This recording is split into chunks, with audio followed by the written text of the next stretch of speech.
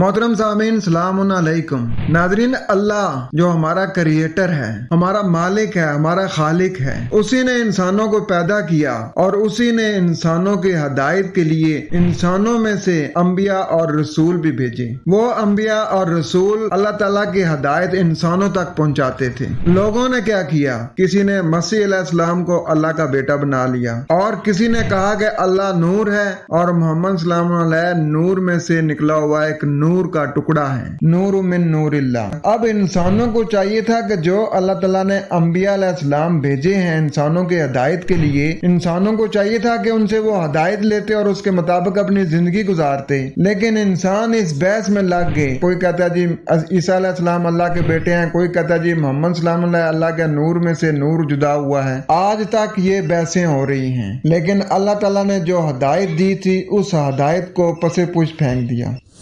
नाजरीन, जब हम पढ़ते हैं सूरह अल बकरा सूरत नंबर 2 आयत नंबर 257, उसमें खालिक़े कायनात का इरशाद है कि अल्लाहु वलियुल्लज़ीना आमनु युखरिजूहुम मिनज़्ज़ुलुमाति इलन नूर वल्लज़ीना कफ़रू औलियाहुमुत ताग़ूत युखरिजूनहुम मिनन नूरि इलज़्ज़ुलुमाति उलाइका अस्हाबुन नार हुम फ़ीहा खालिदून। अल्लाह मोमिनों की सरपरस्ती करता है, वो इनको गैर कुरानी किताबों के अंधेरों से निकाल कर नूरे किताब की तरफ लाता है, और जो काफिर हैं उनकी सरपरस्ती तागूत करते हैं, वो उनको कुरान हकीम से निकाल कर गैरुल्लाह की किताबों के अंधेरे की तरफ ले जाते हैं। यही लोग आग की तरफ दावत देने वाले हैं, वो उसमें हमेशा रहेंगे।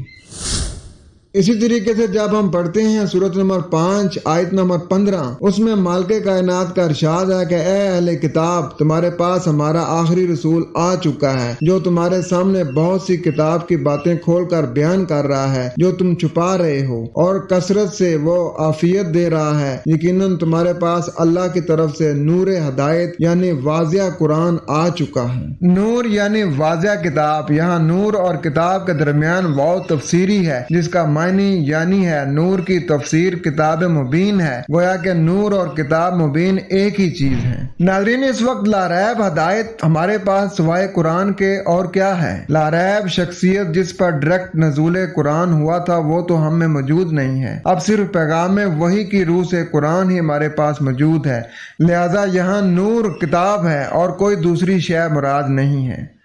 कुरान को नूर वाहिद कहकर इसको हदायत का सरचश्मा करार देना गोया अल्लाह की मंशा ये है कि जुल्मात तो बहुत हैं जिनमें तुम भटक रहे हो, हदायत के लिए सिर्फ किताब वाहिदा है, और उसे नूर कहकर अल्लाह ने ये वाज़िया कर दिया है कि नूर को देखने और समझने के लिए मजीद दूसरे नूर की जरूरत नहीं होती। कुरान हदायत के लिए वाहिद नूर है, लिहाजा ये किसी दूसरे नूर का मोहताज नहीं, बल्कि उसके अलावा कई नूर नहीं और दूसरी किताबों को जुल्मात करार दिया गया है। अब खुद सोचें, कुरान को समझने के लिए गैर कुरान को तशरीह और तफसील के लिए पेश करना कि इसके बगैर कुरान समझ नहीं आता, कुरान के नूर होने की हैसियत को चैलेंज करने वाली बात है। जुल्मात से नूर को समझने वाली बात है, या आंखें बंद करके सूरज को तलाश करने वाली बात है। वरना घर में एक रोशन बल्ब को देखने के लिए कभी भी दूसरे बल्ब की जरूरत नहीं पड़ती। लिहाजा नूर अपनी दलील आप होता है, उसे अपने आप को नूर साबित करने के लिए किसी खारजी दलील और सहारे की जरूरत नहीं होती। अपना ख्याल रखें। वस्सलाम।